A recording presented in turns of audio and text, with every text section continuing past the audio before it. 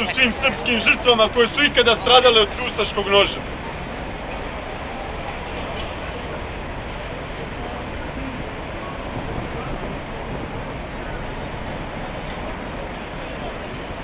Neka im je večna slava. Braćo Srbiji i sestre Srpkinje, pomaže Bog. Za nas, srpske rodoljube, prekjučerašnja odluka Haškog suda uopšte nije iznenađenje. Svi mi smo i očekivali da će se upravo to i dogoditi.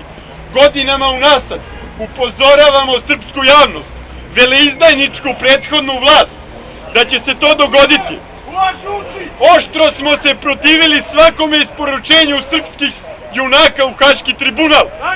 Protestovali smo kogod da je bio poslat, slagali se i ne slagali sa njegovom politikom. Ja bih vas ovog mesta podsjetio da su izdajničke vlasti demokratske stranke u Haški tribunal poslale sve srpske junake, srpske generale, političare. Danas pričaju o prekidanju saradnje sa Haškim tribunalom kada smo poslali apsolutno sve, kada smo dozvolili sebi da nemamo više ni jednoga junaka među nama, kada smo dozvolili sebi da nam na kolju ispred Haškog tribunala visi 16 srpskih glava, bivšeg predsjednika Savezne Republike Jugoslavije Slobodana Miloševića, slagali se mi sa njim ili ne, poslali su na Vidovdan u Hag. Vojislava Šešelja, 10 godina traje njegovo suđenje, 10 godina. Dozvolili smo sebi da najsvežiju ranu bih pomenuo, dozvolili smo sebi da najvećeg generala, junaka, Ratka Mladića, pošaljemo pod stare dane, kada više nije imao snage da se skriva, da se sklanja. Maltretirali smo njegovu porodicu, braćo i sestre, ja mnogi od vas znam, išli smo zajedno na suđenja njegovoj porodici, jer su se u kući nalazili trofejni pištolji. Zamislite, naša država šta radi, a Hrvatska država je uložila 27 miliona eura. Plaćala je najskuplje lobiste, najbolje advokate da bi vratila svoje generale. A mi nismo ovdje da bi pljuvali po njima. Ja vam poručujem, mi ćemo njima suditi. Ne treba nama da sudi Hrvatima.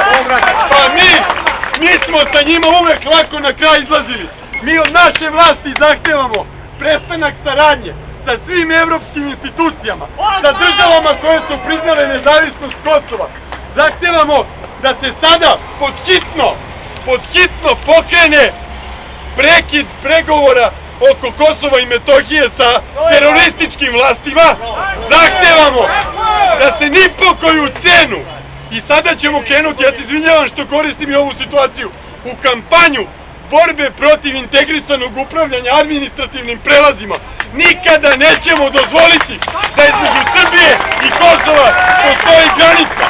Nikada. Imamo još jedan jako važan zahtev. Ne sme srpska država dozvoliti da kapetan Dragan ode u Hrvatsku. Dozvolila njegovo izručenje Hrvatskoj i Srbija mora upotrebiti sve mehanizme da to ne dozvoli. Braćo i sestre, ja bih vas sad zamolio, mi smo odavde rešili da pošaljemo još jednu poruku i sada će naša braća razviti jedan transparent da pogledamo svi.